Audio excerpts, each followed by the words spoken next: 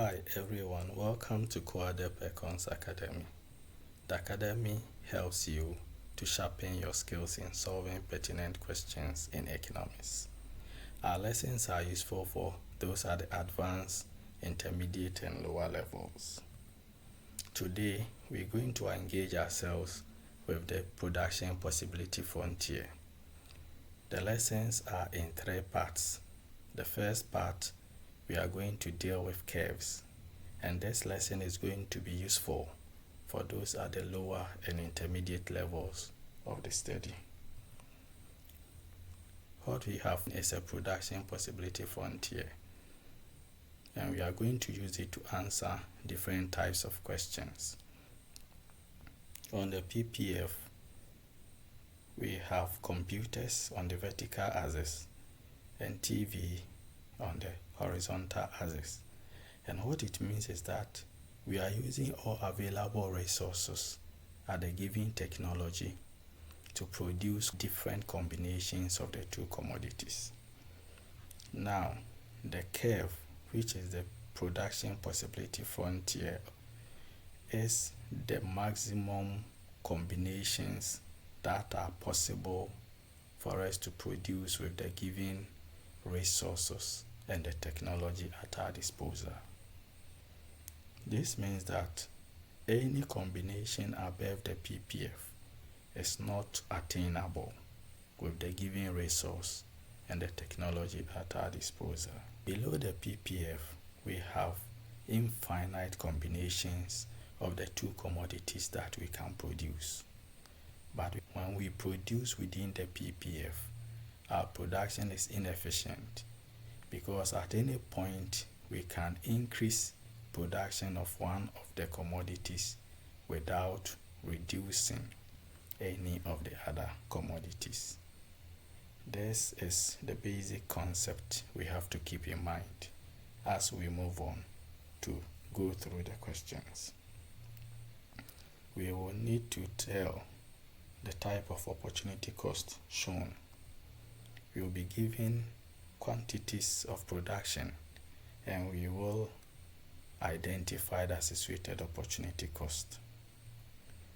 We also look at where we change one option for the other and look at the associated opportunity cost. We are also going to be given certain production options, and our duty will be to determine whether the options are efficient or not.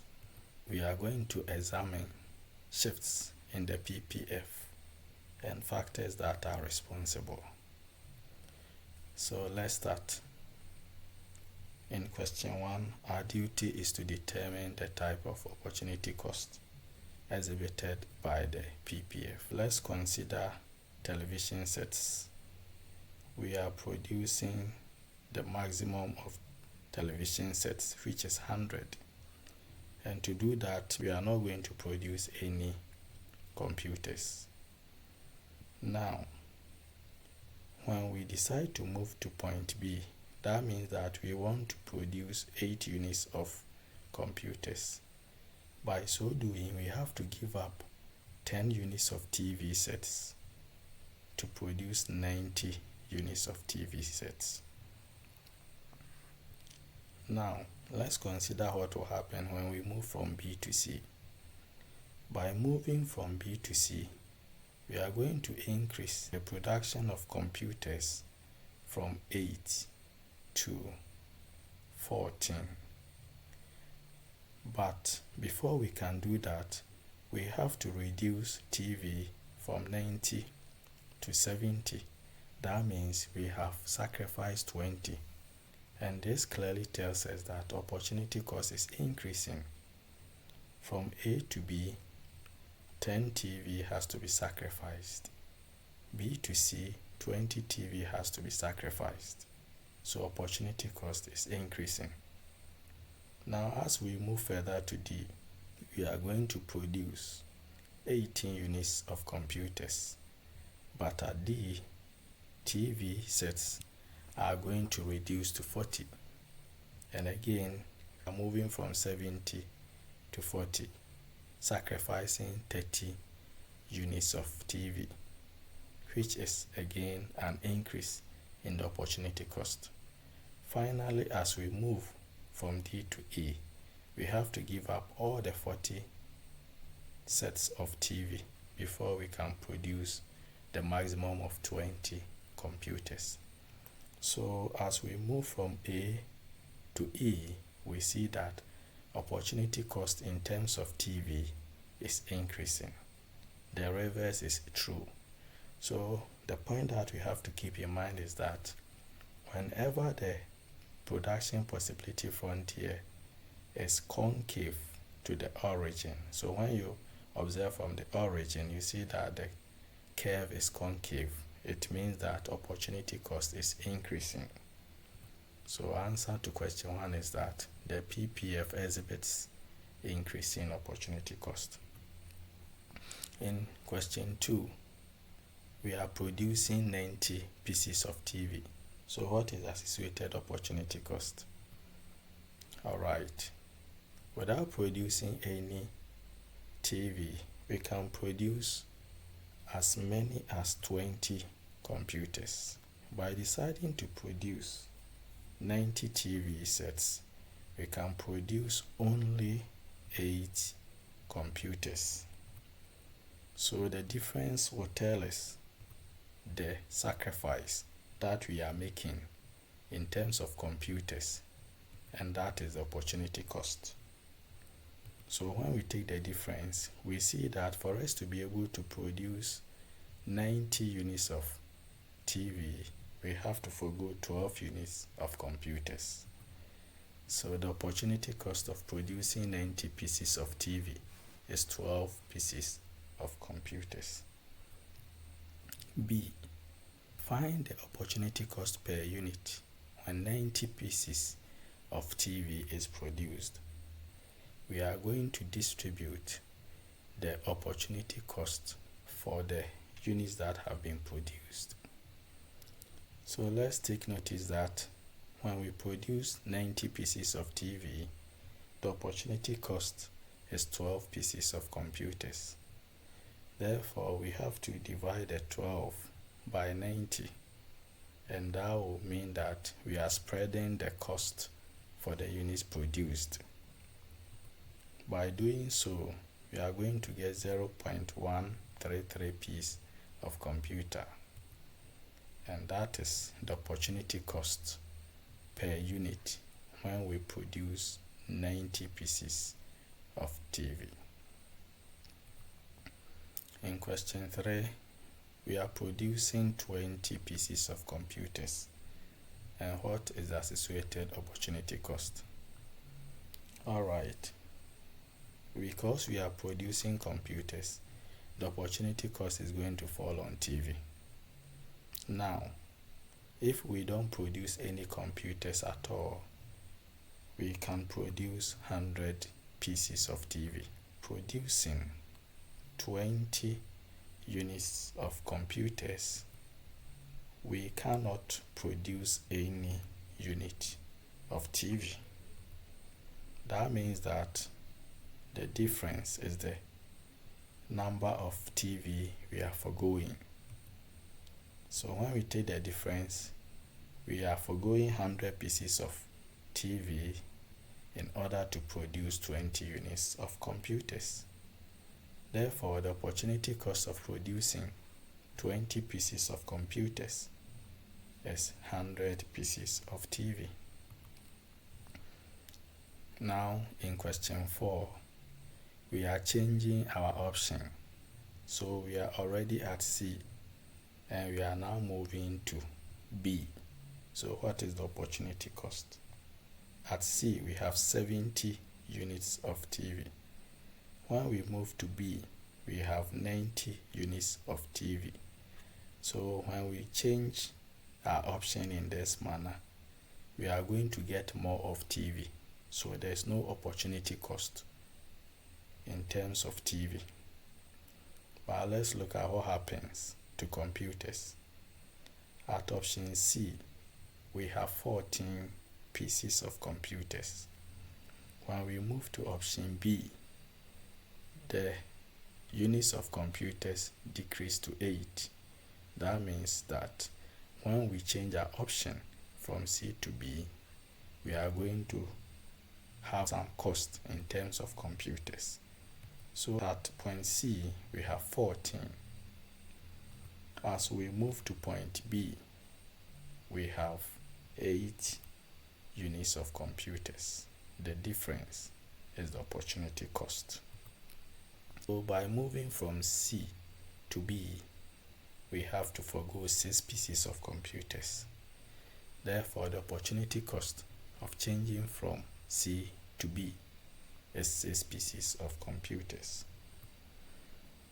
Now, we want to spread this opportunity cost per unit of the output. We decide to move from C to B. What do we see? We are losing these quantities of computers, and we have to spread it over the gains that we are going to make in TV. So we are at 70, we move to 90, so the difference is the gain for TV. We are at 14, we come to 8, the difference is the loss in computers. And when we do the division, we are going to get the opportunity cost associated with that change in option. The difference 6 for computers, so we are losing 6 computers and we are gaining 20 TV. So per unit, we have 0.3 piece of computer being the opportunity cost. So the opportunity cost per unit that is associated with changing option C for B is 0.3 piece of computer. In point 5, we have been given a production option. We are producing 60 pieces of TV and 10 pieces of computers. So how do we consider this? Is it efficient? Is it attainable? Let's go to the PPF. So we are producing 60 TV against what? 10 computers. So 60 against 10 will be this point. So 60 TV, 10 computers is this point. And clearly the point is within or below the PPF. And that means that it is inefficient. With the available resource and technology, we can maintain our 60 units of TV, for example, and go up here to increase the quantities of computers beyond 16. Or we can maintain the 10 units of computers and still with the given resource and technology, we can increase TV to this point, which is about 85. That means that when we produce at this point, we are not being efficient. Therefore, a production option of 60 pieces of TV and 10 pieces of computers is considered as inefficient. What about the option of producing 50 pieces of TV and 90 pieces of computers? Now, 50 pieces of TV is here and 19 pieces. So TV 50 pieces is here and 19 pieces of computers. This is 19. So the point will be here. 50 against 19 is here. Clearly this point is beyond the PPF. That means that we cannot produce this point with the given resource and technology. So this option is unattainable, it is not realistic, it is not feasible. So a production option of 50 pieces of TV and 19 pieces of computers is considered as unattainable, not feasible, and not realistic. Now, a rightward and outward shift of the ppf signifies what? We should also find out factors that are responsible for a rightward and outward shift of the ppf. Now, whenever the ppf shifts outward, it means that we can produce more of both commodities. So shifting outward means that it's going to be within the region which we have considered as unattainable. So if the ppf shifts outward, certain combinations that were not attainable will now be attainable. In other words, we can produce more of each commodity, and that signifies economic growth. So a rightward and outward shift of the ppf signifies economic growth. Now, what factors can cause this rightward and outward shift? Remember, we said that technology was given, so any improvement in technology will shift the ppf outward. We said resources are fixed. Any discovery of resources will shift out the ppf. Again, when we are able to increase active labor force, or in general terms, increase in population can result in outward shift of the ppf. Also, positive net investment in capital can result in outward shift of the ppf. In question 8, we want to examine the factors that cause inward shift of the ppf. Inward shift of the ppf. Now, when we have inward shift of the ppf, that signifies a shrink in the economy. Inward shift of the ppf can result from negative net investment in capital, natural disasters, war, running out of resources. Some resources are non-renewable, so when they are run out, the ppf shifts inwards. Thank you for watching. Please do subscribe, like, and share to support the channel.